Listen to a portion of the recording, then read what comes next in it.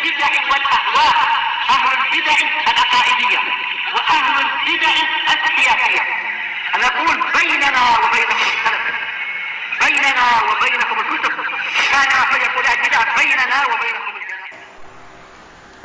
بسم الله الرحمن الرحيم.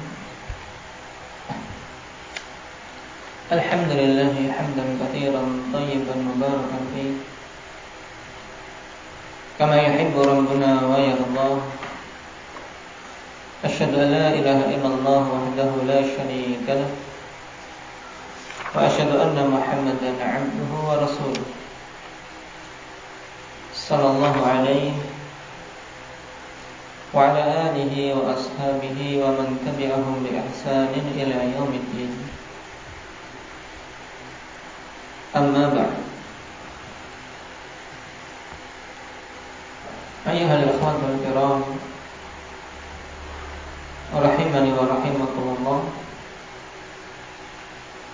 kita masih pada kaidah yang ketiga dari kaidah-kaidah yang berhubungan dengan dalil-dalil tentang nas-nas asma wa sifat. Bagaimana kesimpulan kaidah ketiga ini, Hanafi?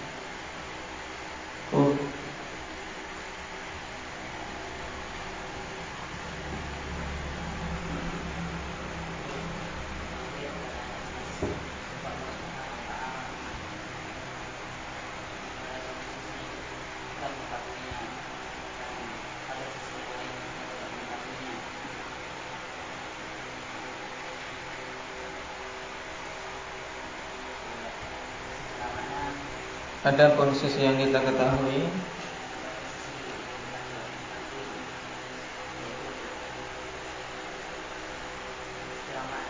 Nah, dari sisi maknanya. Terus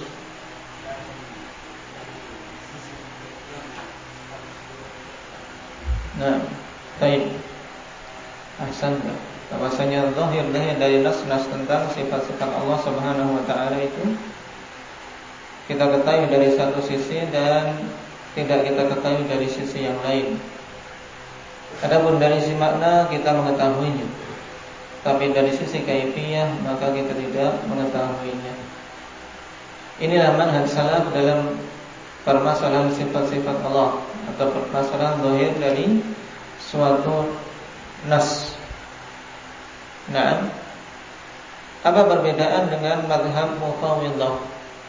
Indak ya Maulana, apa yang diyakini oleh Mufawwidhah berhubungan dengan zahir suatu nas?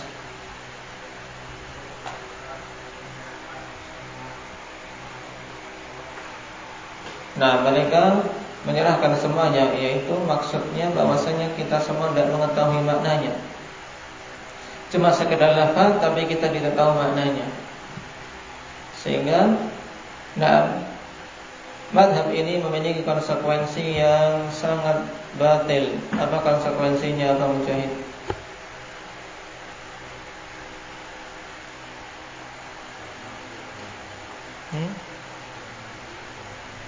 Tidak mengakui?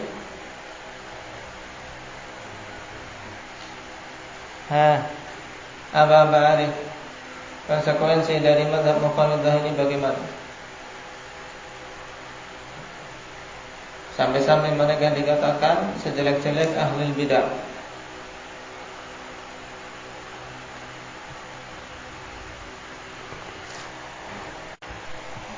Baik. Konsekuensi dari manhaj ini, manhaj Mufawwidhah, sangat batil. Kenapa? Karena kalau diyakini sebagaimana yang mereka yakini, tentunya apa? Tidak ada faedahnya diturunkan Al-Quran dan diutusnya Rasul. Itu yang pertama ya harus ingat. Kenapa? Karena berarti Al-Quran turun, Rasul Sallallahu Alaihi Wasallam menyampaikan hadis beliau dalam keadaan tidak diketahui maknanya. Untuk apa? Suatu petunjuk, suatu bimbingan, kalau tidak diketahui maknanya, apa bisa dilaksanakan lagi? Tidak bisa. Sehingga konsekuensi manhaj Mufawwidhah demikian, yaitu bahwasanya berarti menyeru kita semua untuk bodoh. Untuk apa? jahil dan tidak berpikir. Nah, ini yang paling mendasar pada manhaj mufawwidah. Sehingga apa ikhwanillah? Tatkala ini konsekuensi pertama. Kemudian naik ke berikutnya. Kalau kalam Allah dan kalam Rasulnya tidak diketahui maknanya, tidak bisa kita mengambil petunjuk darinya, berarti ya sudah. Yang menjadi patokan akhirnya apa? Indah Rifki. Yang menjadi patokan adalah akal. Maka manhaj mufawwidah manhaj mufawwidah ini menjadi apa? Menjadi pembuka pintu yang sangat luas bagi orang-orang zindiq dan semua ahli bidah.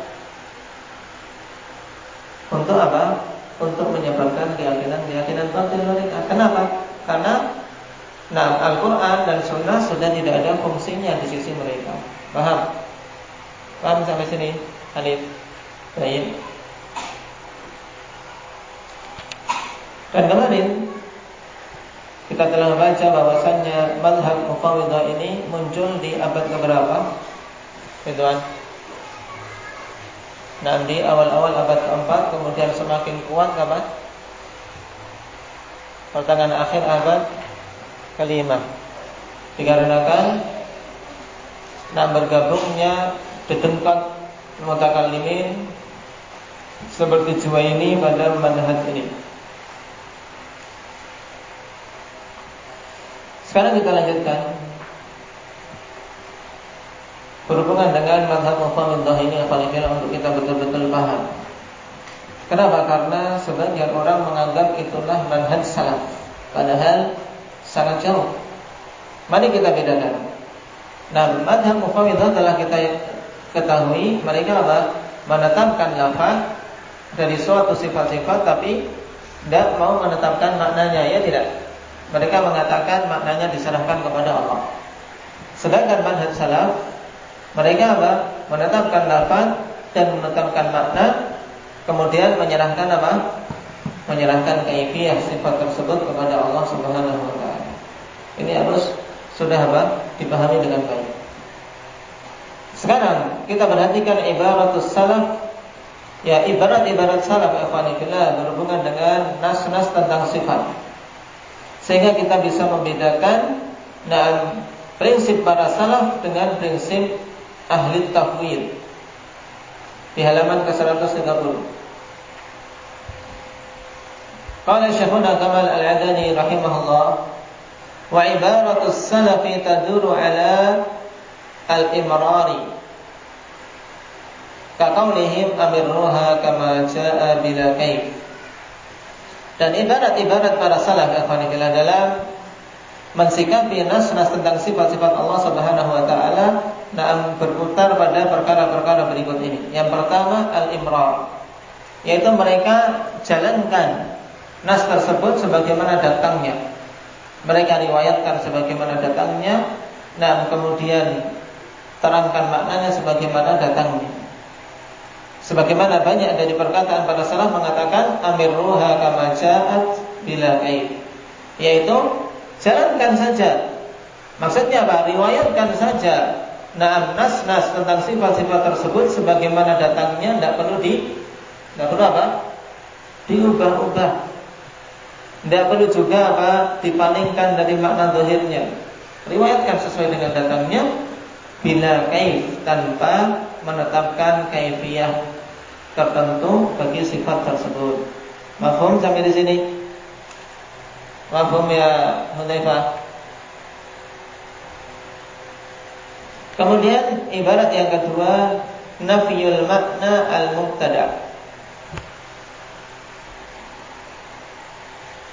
Poin yang kedua dari ibarat para salaf berhubungan dengan nas-nas tentang sifat, yaitu meniadakan makna yang diada-adakan. Jadi makna yang mubtada harus ditiadakan dari nas-nas tentang sifat-sifat Allah Subhanahu wa taala tersebut. Kaqaulil Imam Ahmad bila kaif wala makna.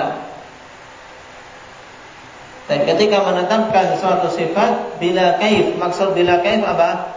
Ahmad?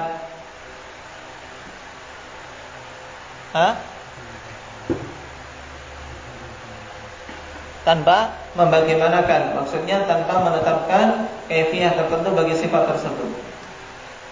Wala makna, maksud wala makna apa di sini ikhwanillah, yakni dan tidak ada makna yang diada-adakan berhubungan dengan apa? Dengan nas tersebut. Bila kaif wala makna, jangan sampai kita salah memahaminya, dikiranya perkataan Imam Ahmad itu berarti sama dengan manhaj mufawwidah, ya. Berarti tidak ada maknanya. Salah apa?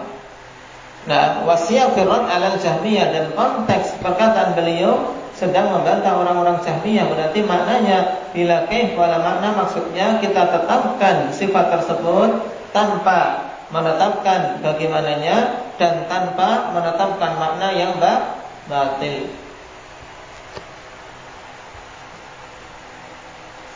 Yang ketiga, nafyu tafsirin nususi kanahyin 'anis su'ali bil kaif, yaitu meniadakan penafsiran terhadap nas-nas. Maksudnya apa? Menerangkan tentang hakikatnya. Ini yang dimaksud dengan tafsirin nusus, bukan menjelaskan maknanya, bukan. Tapi yang dimaksud dengan tafsirin nusus yang ditiadakan dari manhaj salaf, yaitu meniadakan keterangan tentang hakikat dari sifat-sifat yang ditunjukkan oleh nas tersebut.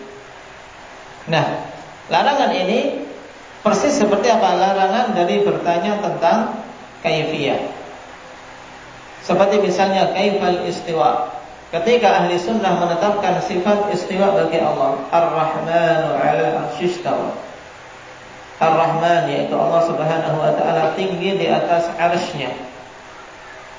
Nah, tidak boleh seorang mengatakan kaifal istiwa, bagaimana istiwa. Demikian pula kaifan nuzul, bagaimana turunnya Allah. Ketika kita membaca hadis Nabi yang muttafaqun alaih, diriwayatkan oleh Imam Bukhari dan Muslim, Rasulullah SAW mengatakan, yanzilu Rabbuna tabaraka wa ta'ala kulla lailatin hina yabqa thuluthul lailil akhir. Allah Subhanahu wa taala turun di setiap malam, di sepertiga malam yang terakhir. Seorang tidak boleh bertanya kaifan nuzul, lalu bagaimana turunnya Allah, tidak boleh. Kenapa? Karena apa yang dilakukan oleh Allah berbeda dengan yang dilakukan oleh makhluknya. Ini harus kita yakini. Tidak boleh sama sekali kita dalam pikiran kita terbersit bagaimananya, juga terbersit menyamakan dengan makhluk. Ini harus sudah terpatri pada diri kita ketika kita mempelajari tentang asma wa sifat. Wahakala, dan demikian seterusnya. Yang keempat yaitu as-sukun, mereka diam.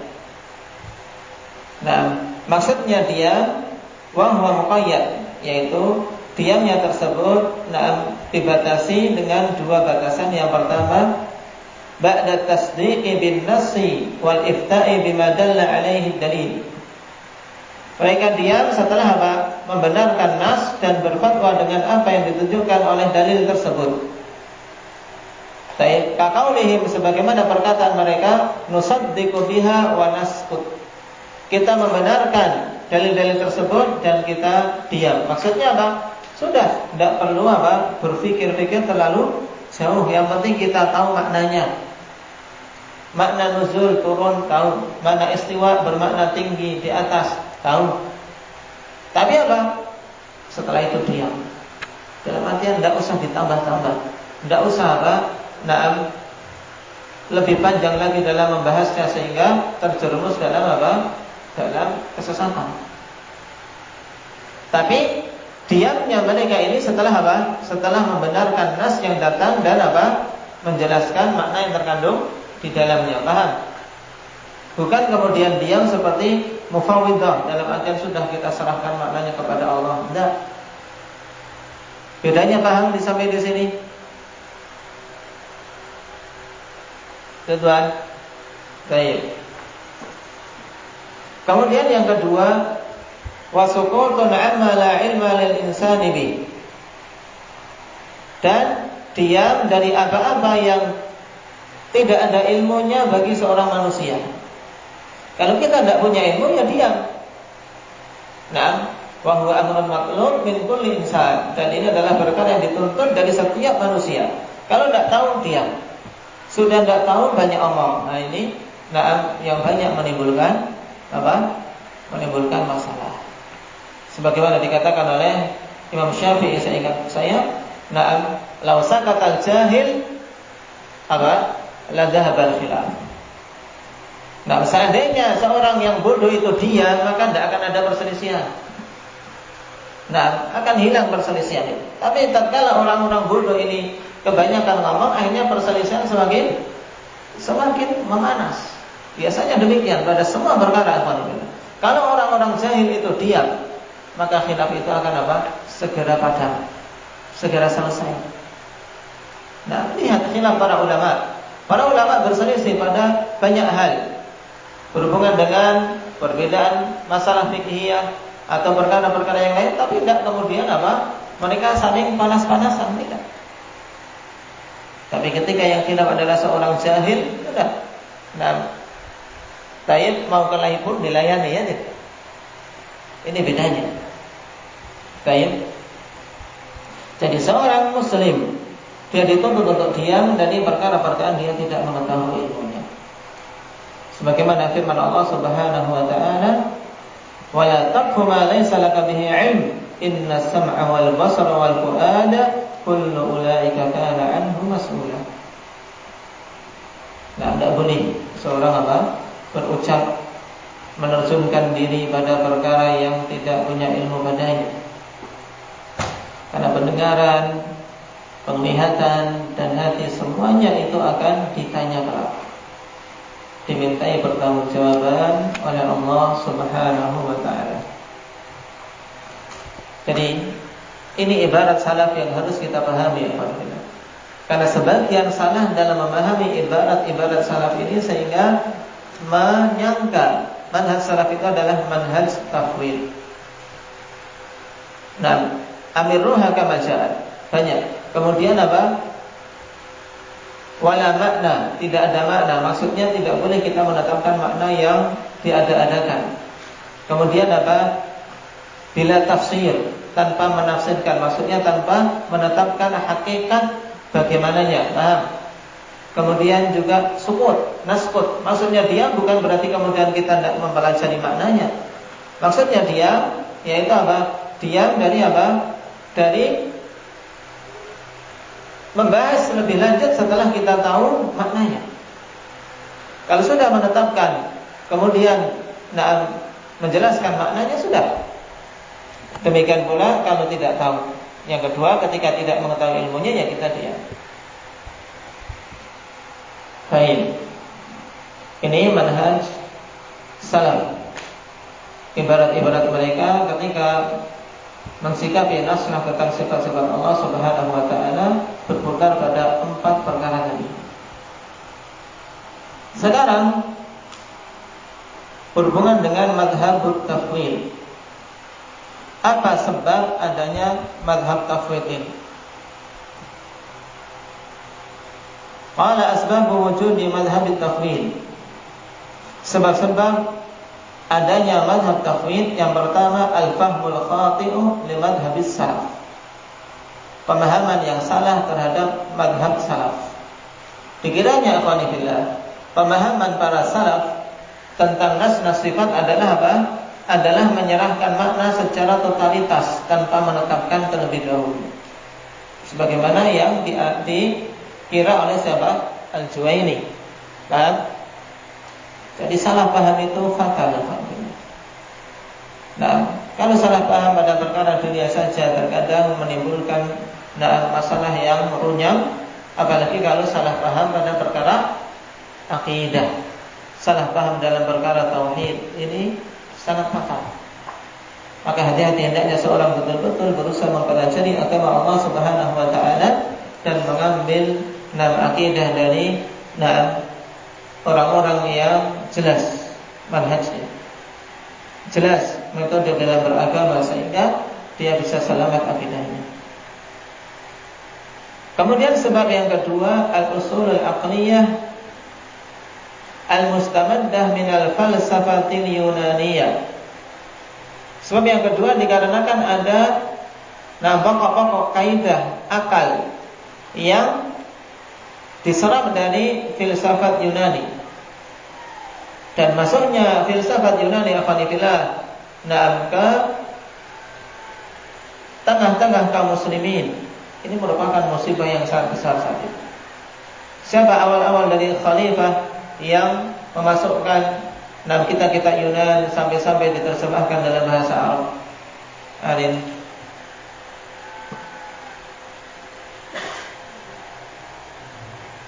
Ya rahmatullah. Khalifah Ma'mun dikenal cerdas alhamdulillah. Tapi tidak mendapatkan taufik. Karena kecerdasannya ingin juga mempelajari ilmu-ilmu yang datang dari Yunani, akhirnya malah sesat. Allah musta'an. Jadi memilih sesuatu untuk dipelajari pun penting. Semangat tanpa bimbingan tidak akan seseorang bisa mendapatkan hasil yang benar. Butuh pembimbing, butuh pengarah, sehingga tahu mana yang harus dipelajari dan tahu apa yang dia harus bersemangat dan curahkan tenaga dalam meraihnya. Setelah ilmu filsafat Yunani masuk di tengah-tengah kaum muslimin, disitulah muncul berbagai macam penyimpangan-penyimpangan akidah. Karena filsafat Yunani yang dibangun di atas akal.